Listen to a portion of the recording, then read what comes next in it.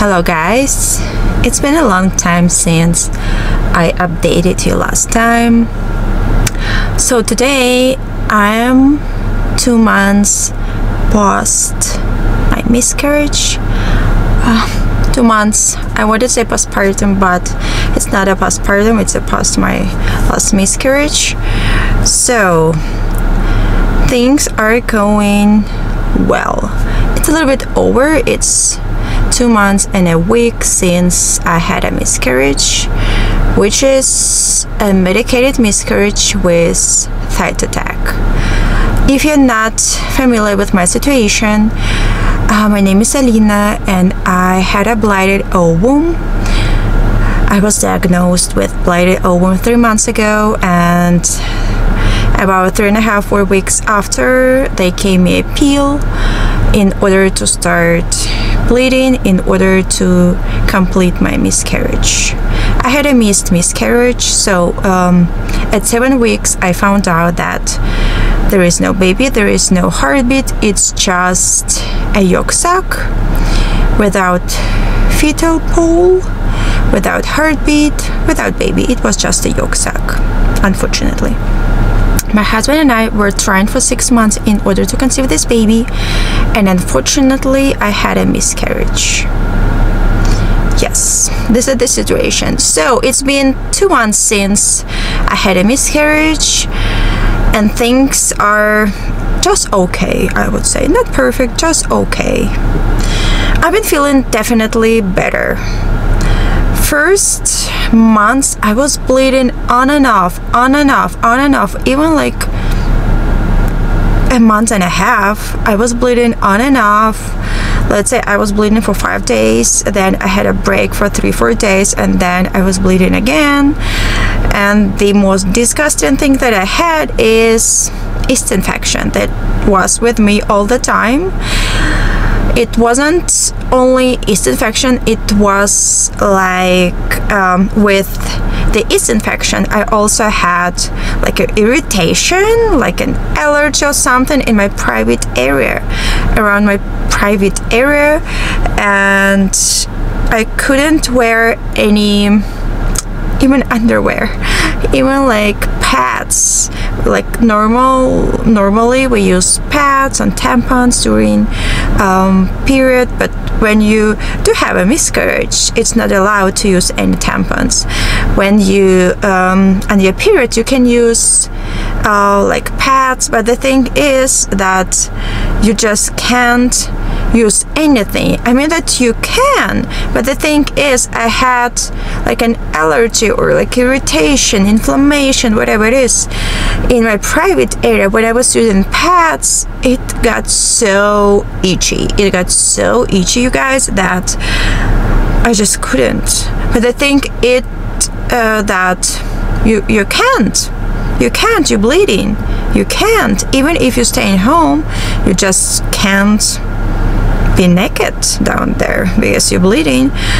So, and finally a month and a half later, my allergy, irritation, inflammation, whatever it is, went away. Finally.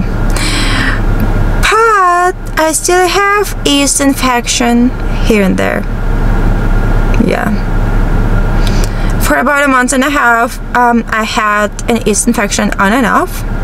On and off, on and off, on and off. I was using pills, like suppositories, like a gel down there, but nothing really worked. It did work for a little bit, and then like 2-3 days after, it came back, and it was like you can imagine what it feels like when you just live a normal life and it's always itchy and you have burning sensation down there, like, and everything.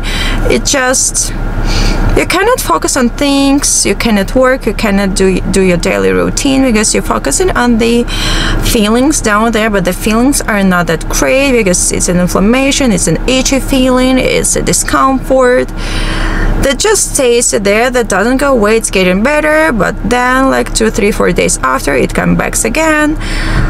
and it's just a lot, you know. And if you're asking me why I'm having all of those symptoms, I believe it's because I took side attack. It's a pill, actually. It's a teeny tiny pill. I took 2, but the thing is, it just changed my hormone levels, my microflora, so whatever it calls down there, that I just started having so many yucky symptoms, like something had been changed when I took the pill. So it seems like when you just having normal periods and something then something happened, something like you took a pill and everything has been changed down there, and it was straight. Let's say right now it's rough, and it takes time to make it straight. If I'm clear, hopefully I am.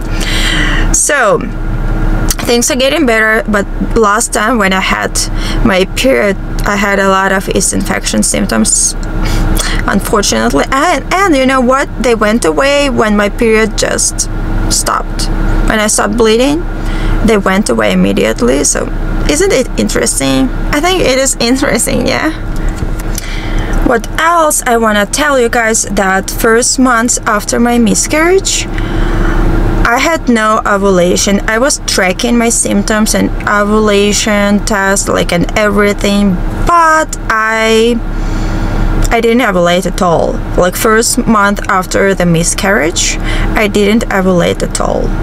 So the second month, technically it's kind of the first month of trying to conceive after the miscarriage, but it could be the second month after my miscarriage. So I did ovulate and I did get pregnant, but unfortunately I got a positive pregnancy test at 14 DPO, and today's it's 13 at 13 DPO, but 2 days after I got my period. The line, I took first response pregnancy test, and the line was very, very light, but it was definitely there. But 2 days after, I started bleeding. I had a heavy period. Yes, it was definitely heavier than usual, and it looked like so my miscarriage, like the first one, I was bleeding a lot, and this time around I was bleeding definitely less, but it was definitely more than my usual period. So I would say that, and I was bleeding for 6 or 7 days. First 5 days it was a lot, and then like 2 days it was just a little bit, like a tiny bit. Okay, so on the second month after my miscarriage, I got pregnant again, but I lost my baby for some reasons. But it's not gonna let me down. Not the first miscarriage, not the second, nothing's gonna let me down. I'm still hopeful that my baby's on the way, and we did try it this month, which is the technically the third month after the first miscarriage, and the first month after the second miscarriage. That's a lot, I know. And I'm hopeful, I'm very hopeful, and hopefully this month is the month. I'm 4 DPO today, and I do have some symptoms here and there, but this video is not about my symptoms. It's just an update. My emotional health is pretty good. I would say it's pretty good. I'm very positive. You know, like so first of all, when we started trying, I was like focusing on it. I couldn't think about anything. I was just focusing on trying to conceive. But right now, after the second miscarriage, I'm like, whatever. If it happens, happens. If it's not gonna happen anytime soon, it's gonna happen later. It's still gonna happen, because if we're trying and I'm fertile and I get pregnant, it means that one time it's gonna be a success, hopefully, yeah.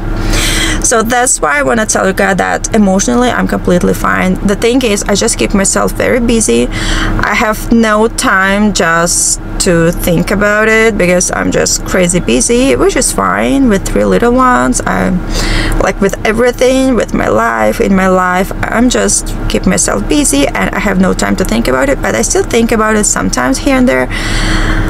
But I'm on a positive side. So it means that we're still trying to conceive. This is the first month after the second miscarriage. Funny, that's funny. Yes, and I just have a good feeling that this month is gonna be that month. And yeah, I'm just hopeful. I'm very hopeful. And I'm proud of myself that nothing is gonna let me down. I'm still like looking for the best, and my chin is up, and it just, you know, it's just life. It's just life. If you're trying to conceive, or you just had a miscarriage, or you're going through something similar, good luck to you. I'm with you. I know what you're feeling. I know what you're going through. It's hard. It's definitely hard. It's harder than anything, like losing a baby, even if the baby is just like a teeny tiny bean. It's still extremely hard, and it means a lot to us. For moms, it's still a baby. It's still our baby, no matter what. Like, I mean, no matter like it's tiny or like it's a big baby, it's still a baby. So this is the update, and I will see you guys hopefully soon. Goodbye. Thank you for watching. Don't forget to subscribe. Bye guys.